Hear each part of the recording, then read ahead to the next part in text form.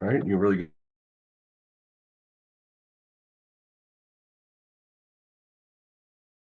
for this was the original some test I gave during COVID. I modified it a little bit just to make a practice test. You should anticipate two questions here for 8 points. Two like this. The other thing you want to look out for is what's the other question I could ask you? What's the starting material? What material did I use to make a product? Maybe you end up seeing that. And there's some residents. It's nothing fancy, too fancy. Some things that important residents that will be important to us, you know, in this course. Things you will see reactions for that residence tells a story, right? I just happen to pick this one because, well, this is maybe a little easy. Maybe that's okay. There's still people, you know, but obviously this makes sense for this chapter. EAF stuff, pushing a plus charge around. Probably got to do that twice on this thing. Are there any questions on this page? That first question, you should be waiting for that. I want to see people do really good on this. Be nothing shocking here. You've been listening to me, and it's not going to be anything too fancy, but be good at residence. Why that question's there. So let's see. Here we go. Yeah, and there's some scribbling around at different places here. But so this one, heat with SO3H, sulfuric. I could just say concentrated or fuming sulfuric, right? And what's the key idea? You get these two things, but this is pretty big out of meat, isn't it? So I really expect the para to be the dominant product. That should be a pretty straightforward question. The second one is, well, it's a reduction, isn't it? Yeah, like a chapter 12 type of reduction type of thing that you'll see that again. I mean, we will really look at that reduction again in chapter 20 for esters and acid halides and stuff, but it is something that you have already seen. This one here, no reaction. You need a catalyst for that. Notice some scribble that I put over here, though. If I were to have something like NH2 or an OH, if I just use bromine and I don't have it in, if I don't really put a solvent, here's what I would assume with this. If they don't put a solvent, you're assuming that's a strong activator. It puts the bromine in all three positions. Now, somebody could get cute with this, something like an OH. Remember this one from the slides? This is in water, does the same thing again, all these bromines. But if, right, that's in something that's non-polar, an alkane solvent or CS2, it'll just do orthopara. Right. And so here's the upshot. Like NH2, that's like your strongest activator.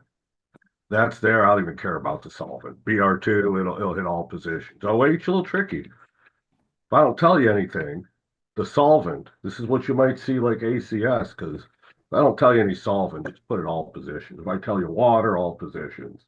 But watch for that non-polar solvent.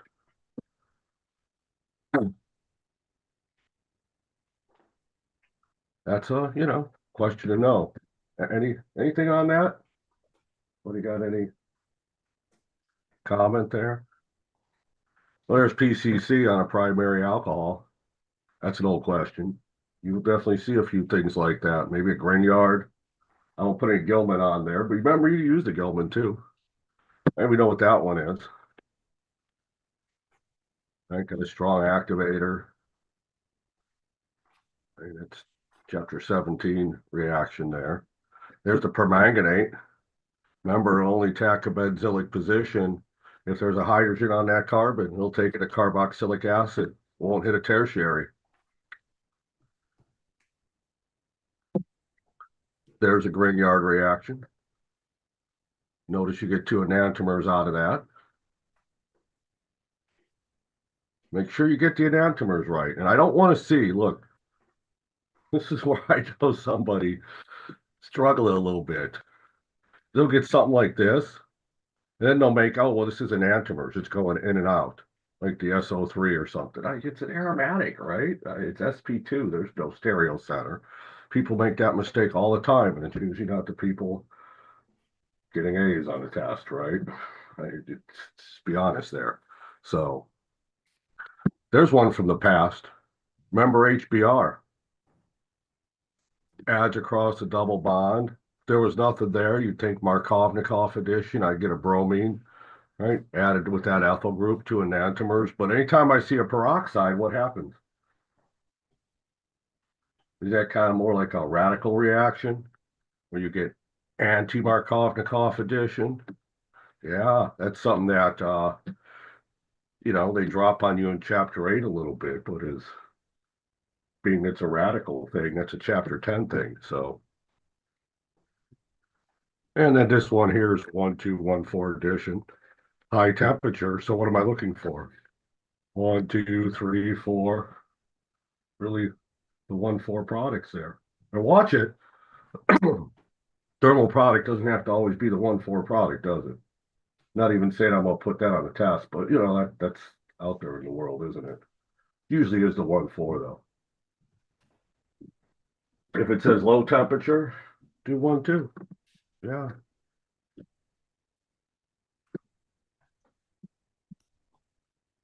You're very quiet this morning. Anybody have anything to say? Can you hear me? Am I just talking for no reason? We can hear you. Okay, good. Thanks. You guys are being very, must be early still, right? Very early. So, you know, no shock here. You're going to have to name some aromatics, but then also be prepared to name some conjugated chains, right?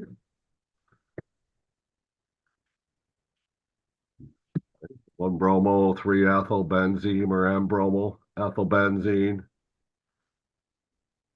Anilin's always number one. So you got a 2,6-dimethyl there. You will definitely have some questions that test your knowledge on E and Z. Right? So if you had to go back, right, draw a structure, a name from that.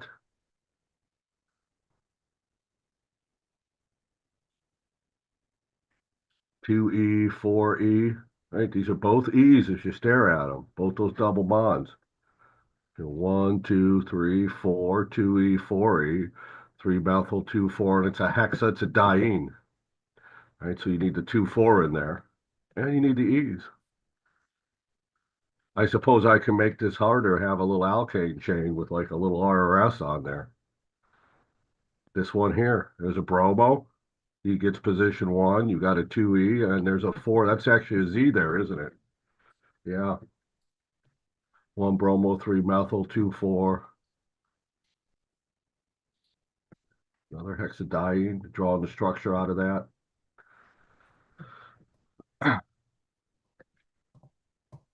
Ranking problem.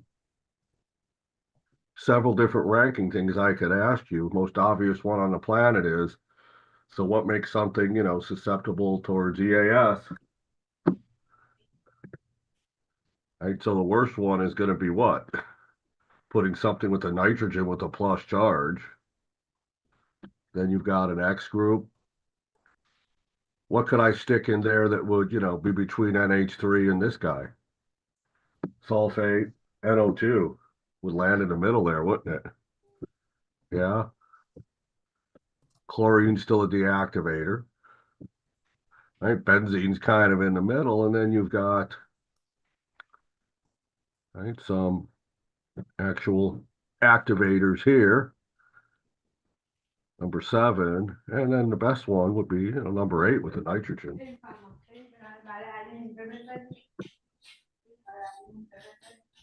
Ali, I'm gonna mute you there, man. Need to talk, you can unmute. We hear some background there. So this is a fun one too. Be prepared. This question, you got two rings. You'll see this kind of question on the test. Two rings. Which of those two rings is more active, right? For NO2. And be careful, some details here. Right? So if I want to do nitration, having an L2 on already really deactivates that ring. So this ring is going to be a little bit better. Remember, what does that pyridine do? Doesn't he end up deactivating the ring for EAS? You can still do EAS, meta, right? Remember NAS for pyridine, tortapara, it actually activates the ring. There's a slide on that. We talked about that in class. So benzene's better. This is tricky because you think, there's an NH2, it's a strong activator. You better go read. Go read about Terry products. In the book, little section talks about a Terry product. I can't do nitration. It ends up binding up the NO2 again. I get this Terry product, it won't work. Can't do nitration. I can't do Friedel-Crafts with an NO2. Yeah, that NH2, that lone pair, he's a really good nucleophile, isn't he? And you know what you could do if you wanted to? You don't know how to do this yet, but you know what it is. If I wanted to deactivate that ring a little bit, I could make it an amide, right? I won't worry, I'm not dropping that on a test yet. I'll actually show you chapter 20, how to make an amide out of something like that. It's not hard.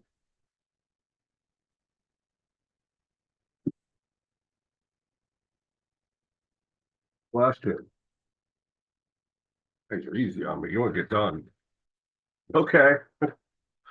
So this one here.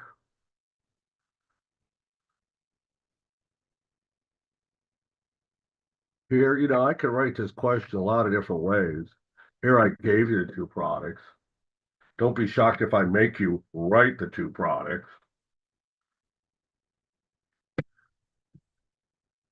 Right? And then you want to label the 1, 2, and 1, 4 products. Tell me what's kinetic. Tell me what's thermodynamic.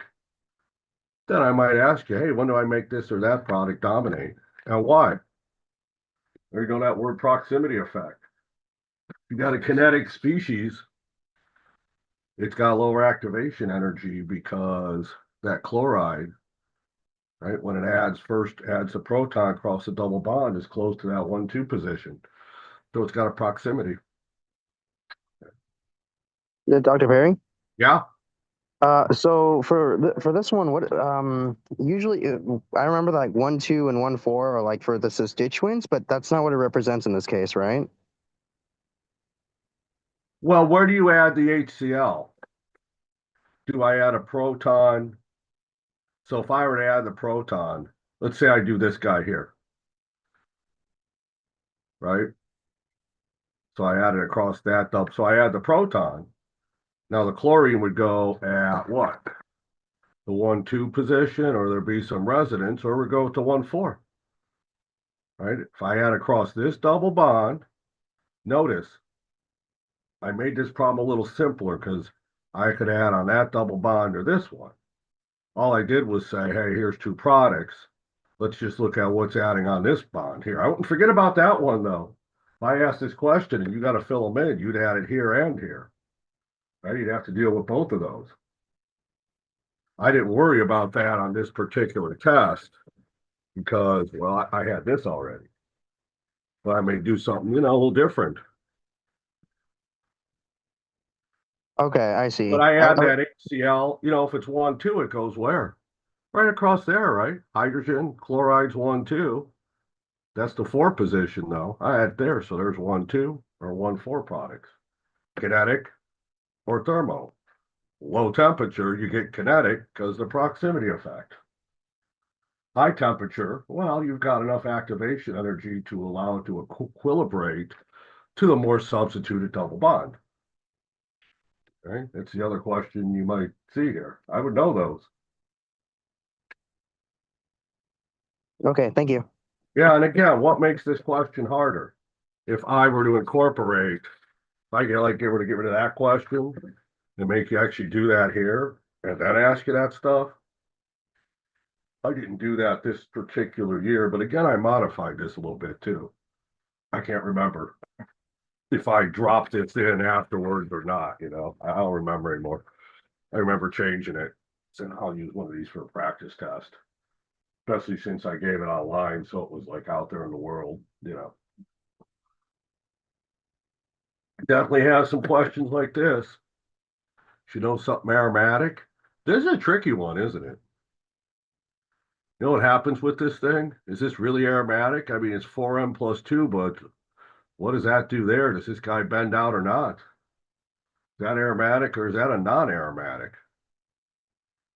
A good question, right? Yeah, I'm not telling you. But you see that one around. So it's not like a big surprise, that thing. What does that cross bridge do to things? You got a little side group there. That could be definitely a bit of a more tricky question. That one, you expect one of these. This one here, be a little tricky too, but not really. I mean, he's kind of locked here. He can't bend out, right? I mean, there's no way for him to bend out with that cross thing like that. So he's locked in into an anti-aromatic. And then this one's neither, or non-aromatic, right? Either way, because that's SP3. So definitely have, question like that. I don't remember if it's 6 or 8 points on your test, something like that. Dr. Perry, Yeah. could you go over why the pentylene is anti-aromatic again, even though it's 4N plus 2? Which one? The third one. It's anti-aromatic, even though One, it's two, 4N three. plus That's 2. four. No, it's 4N. It's not 4N plus 2. 4, 2, 4, 6, 8. 4 times 2 is 8. That's I see. I see. anti-aromatic, right? Okay, Yeah. I see. That's 4M plus 2. But maybe he gets forced into a bad situation where he can't be aromatic. Kind of tricky. You start, making things what? Having something like this off the side. If this is just a ring, I mean, what would he do if this wasn't here? He'd be 4N plus, he'd just be 4N. He'd be like, yeah, forget that. I'm bending out. He'd be neither. Right. So the question is, does he do that with something like that on the side or not? Right. Without that, 4N, he's like, yeah, no way. I'm just going to fold. Be neither. I don't want to be anti-aromatic. But here he can be aromatic. Does that bending, does he have a choice in that? Can he flatten out here and become aromatic or not? Yeah, that's always, big question. I would read that a little bit, but that kind of question, you'll probably get something like that. 2 points. I wouldn't ruin myself over that either. You got much bigger fish to fry too. So So now the answer for it is aromatic, or we still don't I know told you I'm not telling you. Is it aromatic or not aromatic? You go convince yourself that one, right? I'm just kind of leaving that fella out there a little bit, right? That's the one aggravating question because is there crowding here? Does he kind of have to bend out? You know? Does he do that or not here? If you look around your resources, that'll come out. So, yeah, just got to ask yourself. All right, so definitely ramping up here.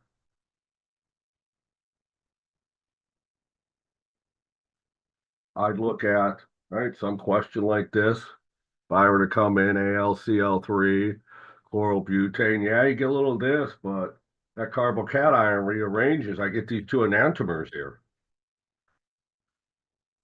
You want to take me through all the mechanism for that process. I mean, you're going to have to do this for something, guaranteed. I'd expect that to be changed. Who knows? I could change this question a lot of ways too. But what am I asking here? You should be waiting on something like this. If I want to make that product the major product, I could use what? Friedel-Crafts acylation and reduce it. Or I could put on a chlorine and do that Gilman reagent. Professor, Yeah. would the non-rearranged product also be a product, or would it just be the two enantiomers for A? Or would Well, it always just be so the I would enantiomers? look at these as being the two big products. Okay. If you're kind of here, right? What it's asking is what? You draw these two things. I would really expect you to realize on this problem that I get this and this, and these are two enantiomers, Uh-huh. right? You know what? That is so worded into that problem. You say, "Oh, I get three things." Yeah, yeah, but these are two different constitutional isomers, aren't they? Yeah. Yeah, right. You should know that, especially after seeing this. Okay. Thank you. Yeah. And then I'm telling you to do what? Show me for the major product. You better be able to realize one of these is a major product. I don't care what enantiomer I get out of it, right? I mean, I'm gonna Mhm. get them both. Mechanism the same, right? Yeah. Right. Okay. So I'd be looking for all that stuff. There's a lot of little details in test. This is your first total synthesis question too, and I dare say that's a pretty fair one based upon the material, right? Really Yeah. is.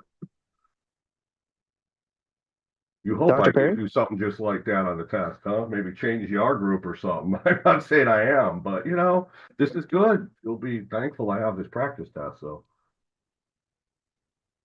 Dr. Perry?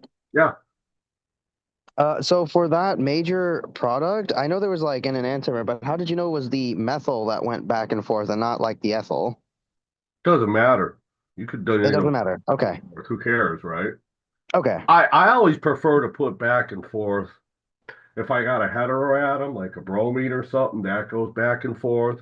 But what I get in the habit of doing is when I have something like this, I put the longer chain in the plane of the paper. It's just a little cleaner. Okay. And I'd recommend you to start doing that because it's really going to matter when we get bigger structures, like we get to chapter 21.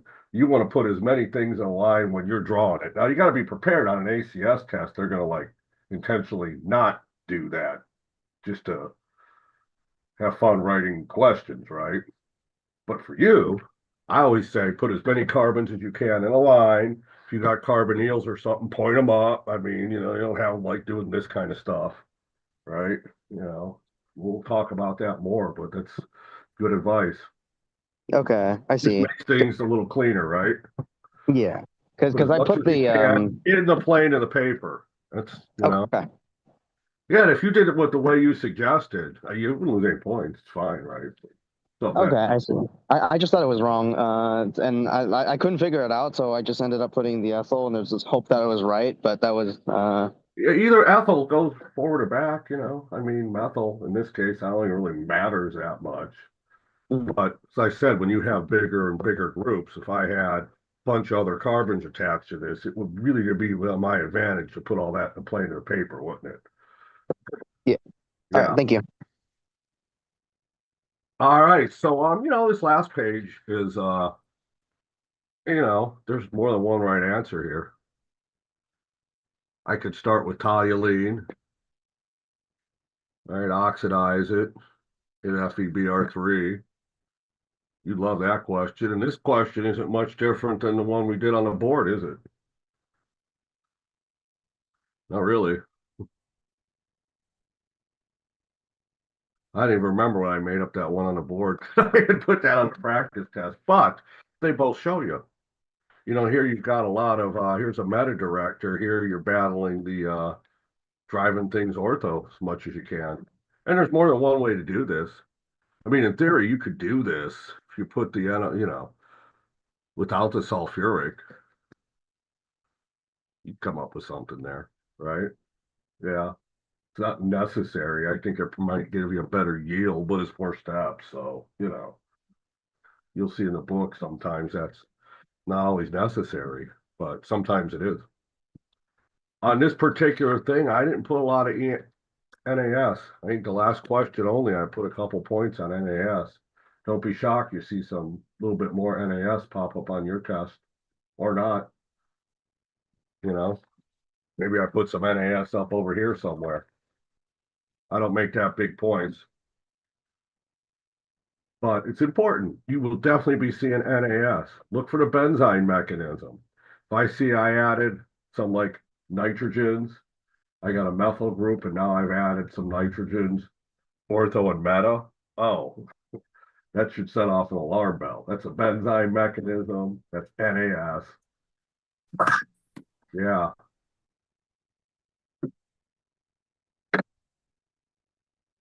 It's going to be short and sweet. Good.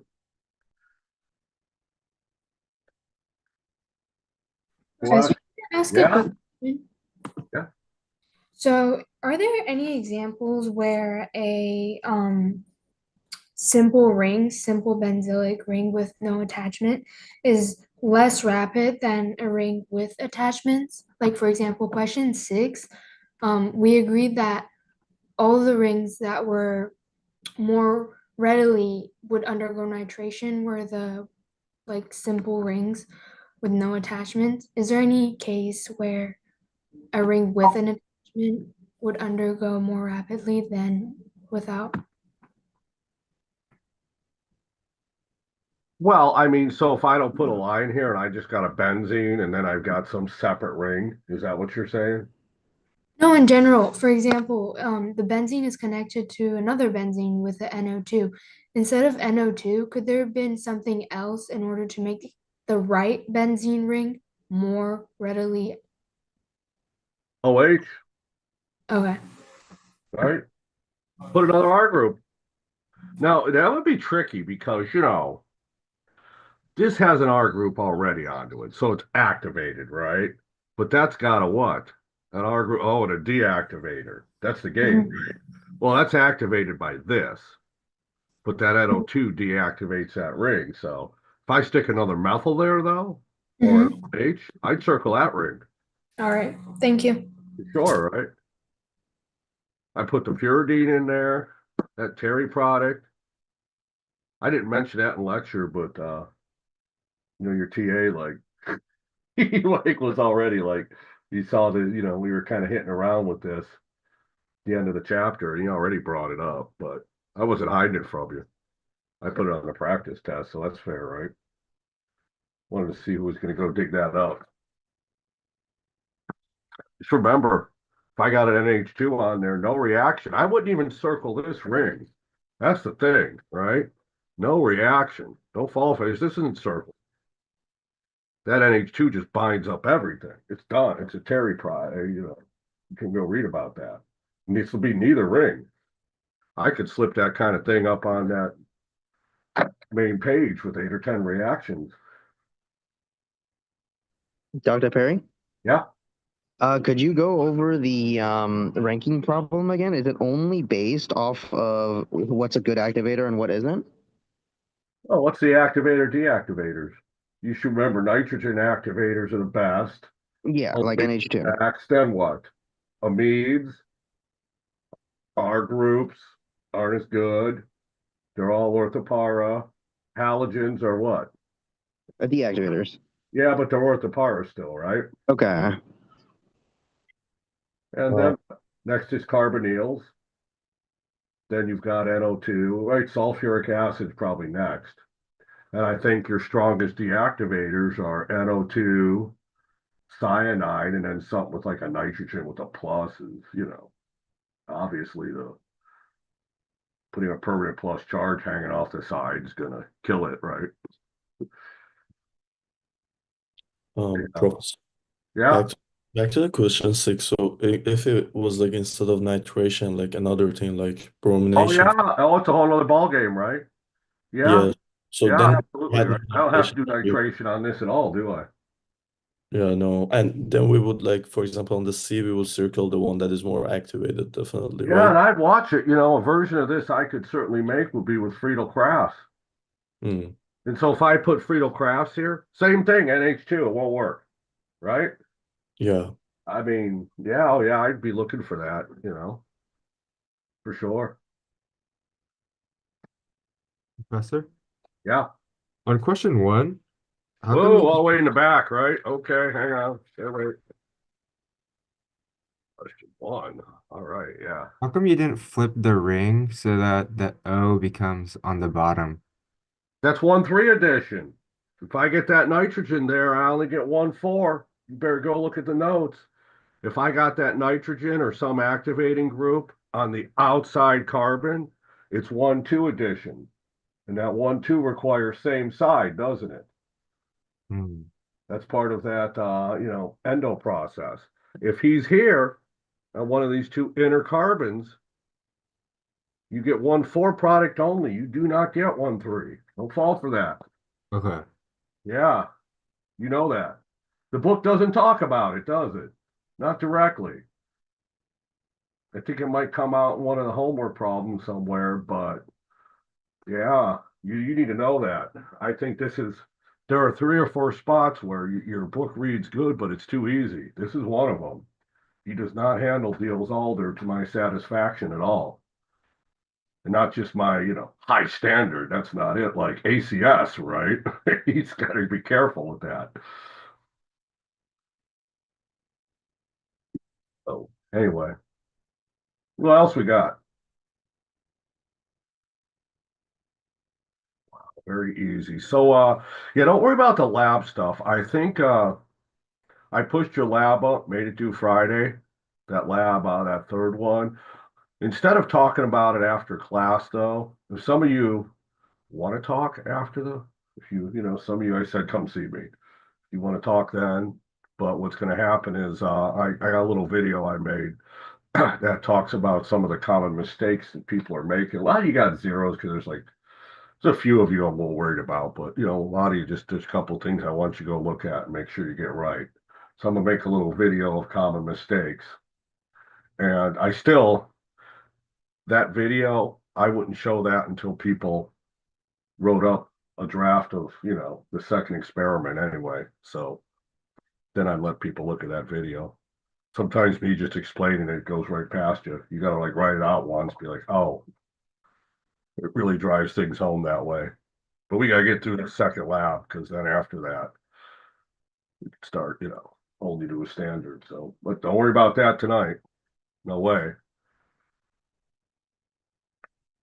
Anyway, question, comments, anything else? I had a question about question 7 again. It's the one where you add HCl to the alkene. Yeah. Yeah, I was just wondering what was the difference between it being kinetic or thermodynamic, and why you get more products when it's why you get more kinetic when it's low temperature versus high. Well, so remember this main mat here.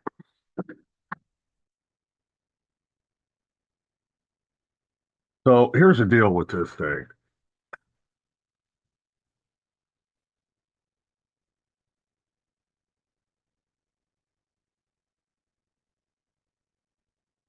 He comes and attacks. You end up, I can draw a 6-membered ring. I can do it. Right? I end up with this. Right? And the chloride ion ends up being pretty close to that, doesn't it? So he ends up just attacking that position. I get this. It's a proximity effect. Now, what about the other resonance structure?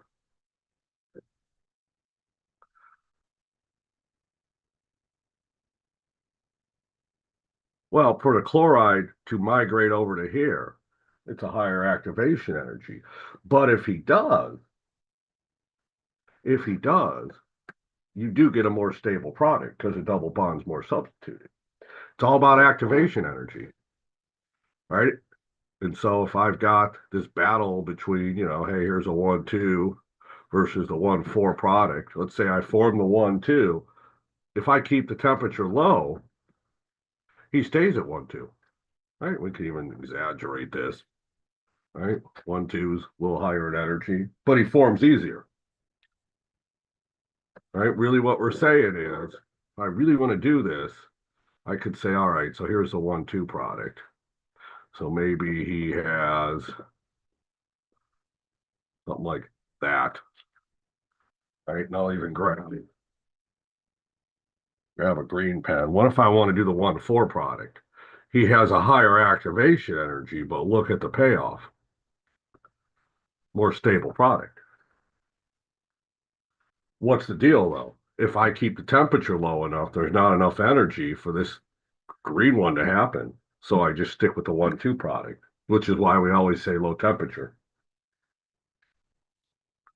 So it's all about an equilibration process, really.